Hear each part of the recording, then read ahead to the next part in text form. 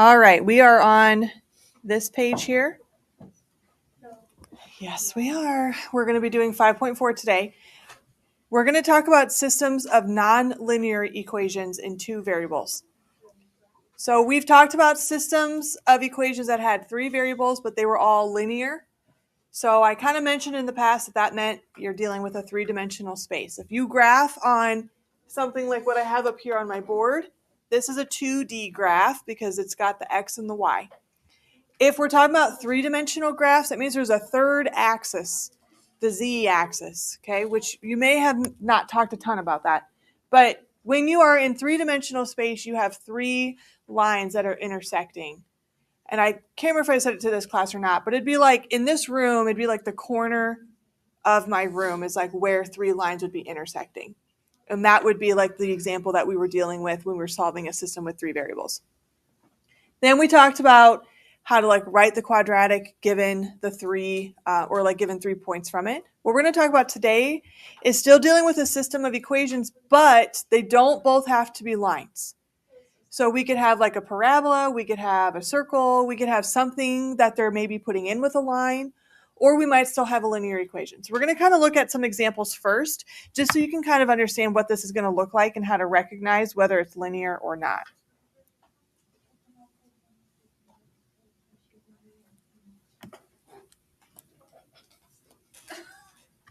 Okay, so if you guys look at your front page here, there's three sets of problems and there's three graphs that go with it. And what we're trying to figure out is if the systems are nonlinear or not.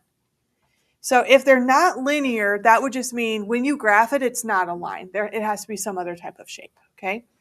When I look at this first one, does anyone recognize what this equation would be of? This would be a circle. Okay, does anyone remember how to graph a circle? It is a circle, but like, how do you know where to put it?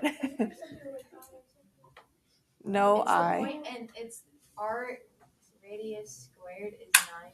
So just yeah. Where do you get your center from?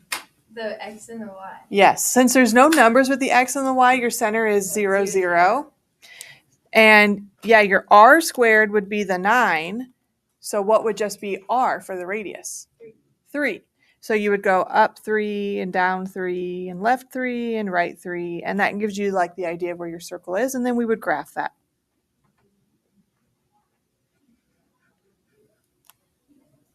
Okay. What kind of graph is this going to be? This is a line. Okay, it's in slope-intercept form, y equals mx plus b. So that's how we recognize that it's a line. How do we graph something like that?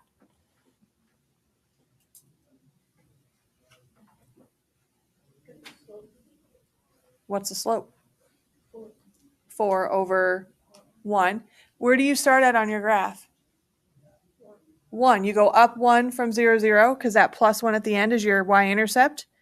And then your slope is 4 over 1. So from this point, we'd go up 1, 2, 3, 4, and over 1 to the right. Or you could go from that original point down 4 and left 1.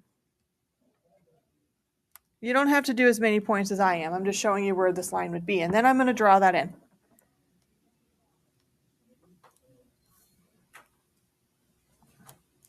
So this is a system of nonlinear equations. One is a line, but the other one is a circle. Now, when they intersect, they cross at this point here, and they cross at like this point here. Okay, this would be a solution, and this would be a solution.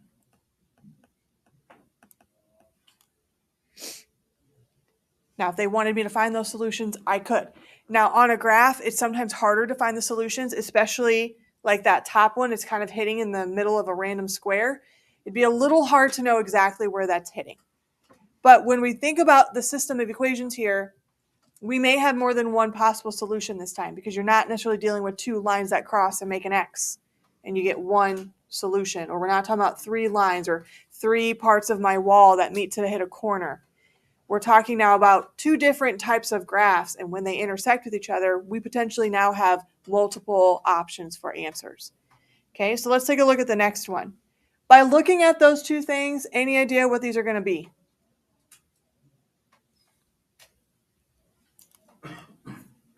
Like, do you think these ones are going to be circles, lines, or something different?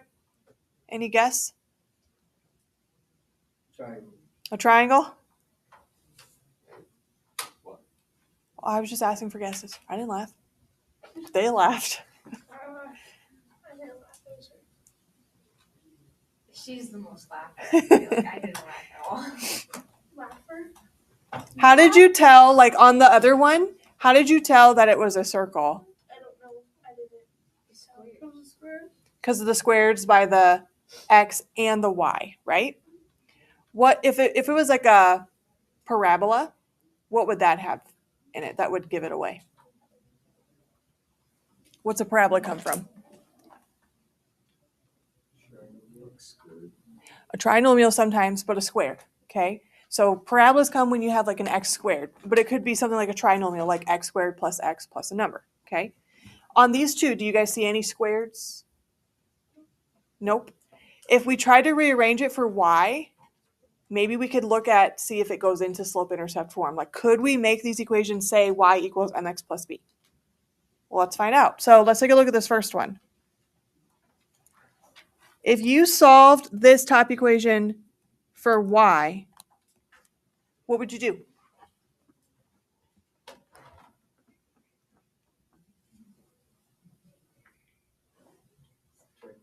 You'd subtract 3x first, and then what would you do? You would divide by 4. So you already have a 2 over here. When you subtract the 3x, that goes in front of the 2, and then you divide them both by 4. The 3 you can't divide by 4, so it would become negative 3/4 x, because you subtracted the 3 and you divide by 4. And then the 2 is still over there, but you would have to divide that by 4 as well. But 2 over 4 can reduce to a half. So now look at that equation. Is that a line? Yeah, it's linear. It's in slope-intercept form. Can you make the bottom equation slope-intercept form too? Yeah, what would it say if you solve this one for y? Y equals negative 5x minus 6.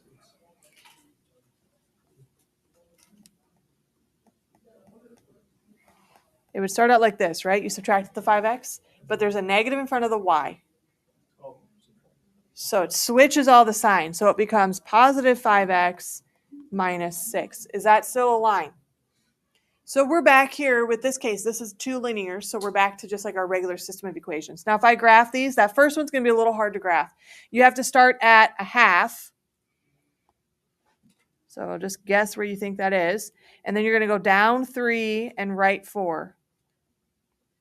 Or up 3 and left 4.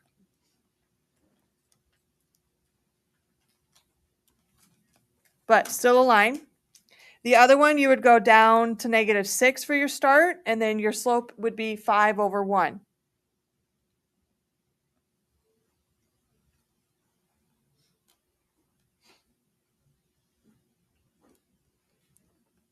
Okay, your solution would be right here.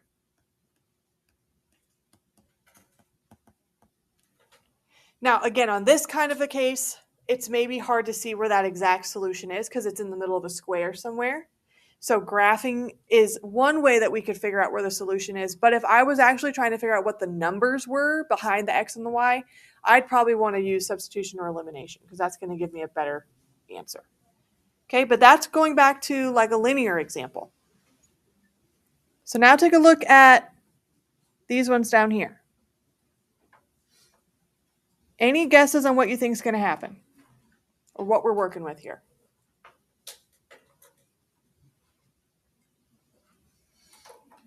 Let's start with this first one. It's got an x squared. What did we say? And it doesn't have a y squared, so it's not a circle, but we just talked about this. What is this going to look like? A parabola. What's a parabola look like? A U. Okay, so this is a parabola.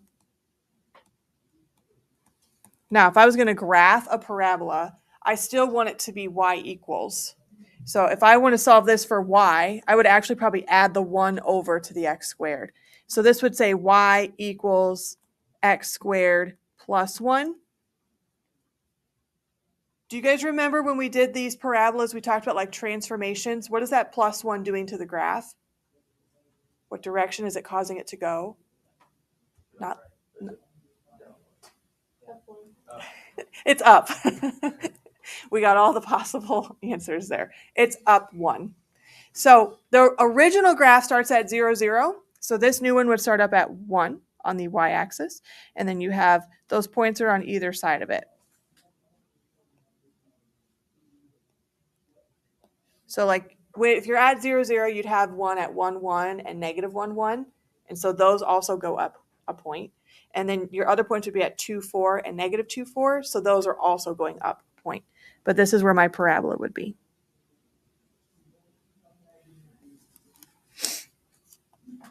Okay, what do we think about the second case? What is this going to look like?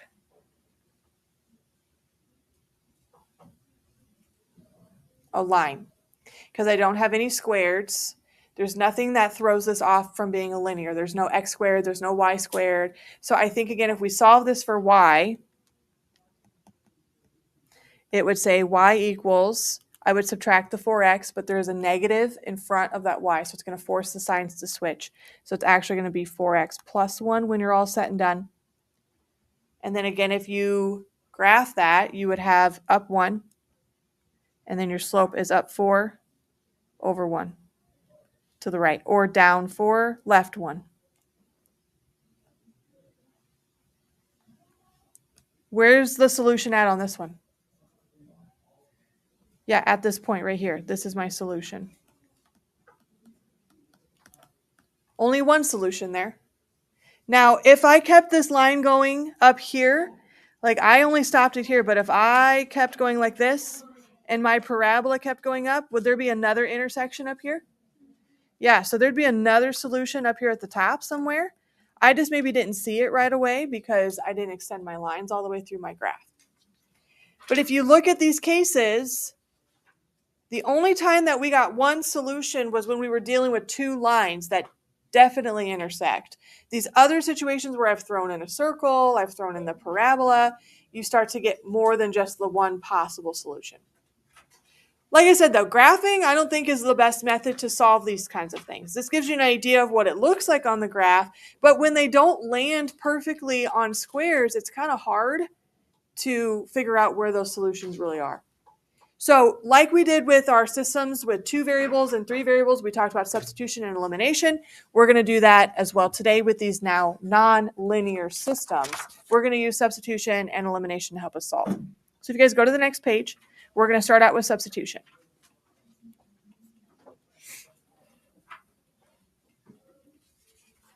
Okay.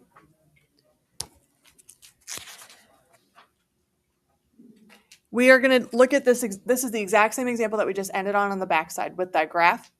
So we're going to go ahead and actually use substitution to figure out where are both of those solutions at on the graph. Now we saw one of them pretty clearly, but then I said there's going to be another one where those lines would intersect eventually, so we need to find that one too. When you're using substitution, just like when we did this on a regular system of equations with 2 variables, you want to solve for one of the letters. And again, it doesn't really matter what letter you solve for, just pick the easier. So if there's like an x squared or a y squared, I probably wouldn't solve for that. I would want to solve for a regular x or a regular y.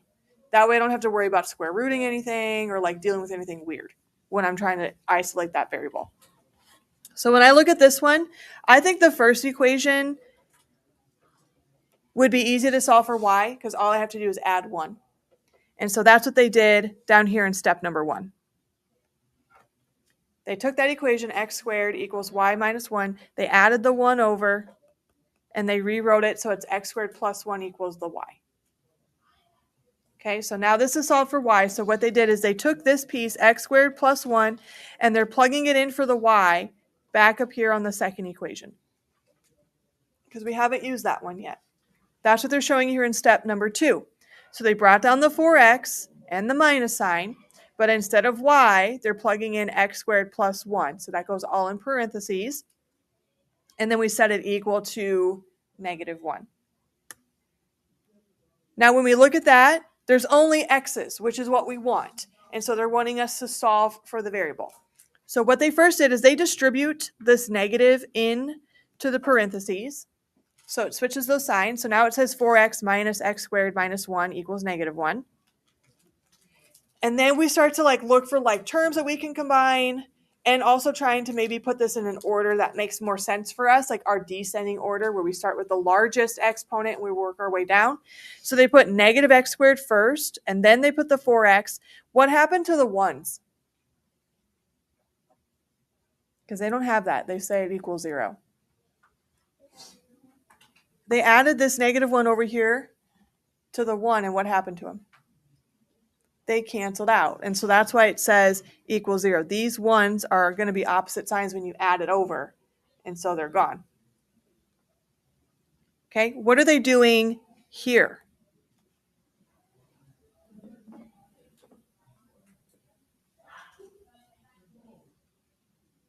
What did they do?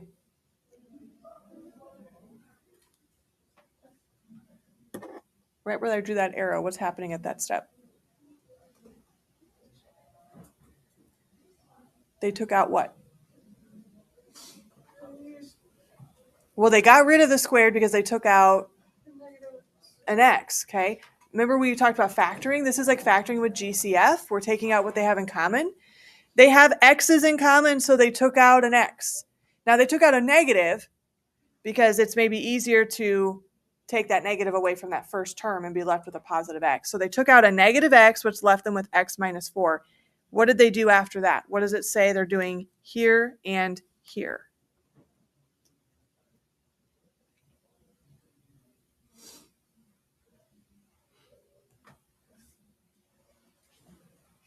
What are they doing? Because why? What are we solving for? X. We're trying to figure out how much is x. Now, there's more than one answer for this one because of that x squared. So negative x equals 0 is just going to be x equals 0. And the x minus 4 equals 0 is going to come out to be a 4. So we have two answers for x in this problem. In the past, we've only ever had one answer for x. Since we have more than one, we're going to have to plug these answers in individually and get two solutions here. So when I go back, you can plug them back into whatever equation you want from the beginning. Again, I'm choosing to plug it into that top one, but I also am using the rewritten version. So I'm using this here when I'm plugging it in down below. It doesn't really matter where you take it though. You could put it in anywhere, but I'm just solving for y, and since I already moved it around earlier to solve for y, that's why I'm choosing to plug it in there. So they plug in a 0 for 1, and they plug in a 4 for the other side. So we have 0 squared plus 1 is just a 1. So here's one solution. And then 4 goes in for the other solution. So 4 squared plus 1 is 17. So we write that as 4, 17.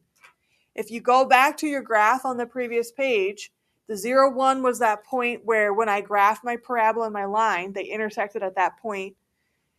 And then the 4, 17 would be on the point that I said if those lines in the parabola kept going, they would eventually intersect again. That's at that point, 4, 17. So let's do one from scratch. Starting with, let's solve one of these equations for either x or y. What would you guys like to do?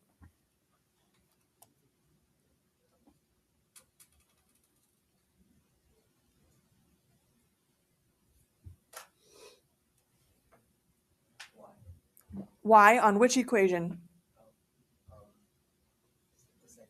I agree. I would do y on the second one because I think it's going to be easiest there, and I'm not having to deal with the squared right now. So if I solve this for y, so I'm going to bring this over here. I've got 3x minus y equals 9. I would subtract the 3x.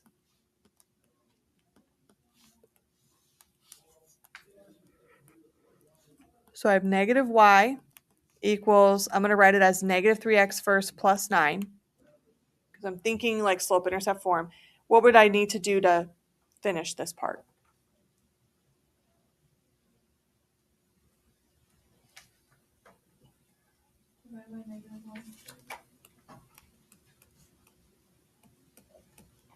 Okay, so in doing that, we would just switch all of our signs. Okay, now I've solved that for y, so now I need to take this piece, 3x minus 9, and I need to plug it in for the y on the equation that we haven't done anything with, which would be the first one. So I have to take this and plug it back up here next to the 2. So it says x squared equals 2, and instead of y, we're going to plug in now 3x minus 9. And then we still have plus 10. Because of that x squared, that probably means we're going to be factoring again here. So there's going to be 2 solutions that we're going to be looking for when we go plug it back in. What would you guys do first, though, to simplify this? Okay, so that would say 6x minus 18 plus 10. Good. Now I want them probably all on the same side of the equal sign because I'm going to be factoring. Since x squared is positive right now, I'm going to keep it where it is and move everything to the left. So if I move the 6x to the left, it would now say minus 6x. What would I have for a number? Plus 8? Because negative 18 plus 10 is negative 8, and I have to add it over. So it becomes plus 8 equals 0. All right, how does this factor? X minus 4 and x minus 2. So what are my answers for x? 4 and 2. I have to now take 4 and 2, and I need to plug it back into one of my equations at the beginning in order to solve for y. I would, again, probably use the second one, just because I do think it's a little bit simpler to navigate through because we don't have to worry about a squared. So you're going to take 3 times 4, and you're going to subtract y equals 9. You also could take these, and so you could plug it into either one of these up here, or you could plug it in here if you really wanted to. It doesn't really matter where you go with it. It might be easier if we do put it in this 3x minus 9, because I already solved that for y. So I would take 3 times 4 minus 9, and I would take 3 times 2 minus 9. What do I get for my y's?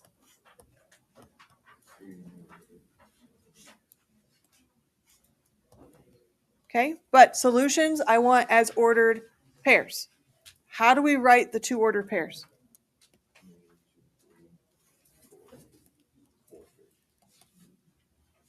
Four, 3, and what was the other one you said?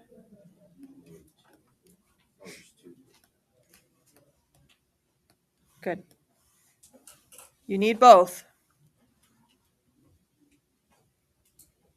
And make sure you keep the right numbers with each other. Like you plugged in a 4 to get a 3, so that's why 4 and 3 have to go together. And we plugged in 2 and we got negative 3, so that's why they go together. Questions on that substitution method? It's not a lot different than what we were doing. It's just these equations get a little more complicated because you're dealing with squares and like weirder situations there. All right. I think we're going to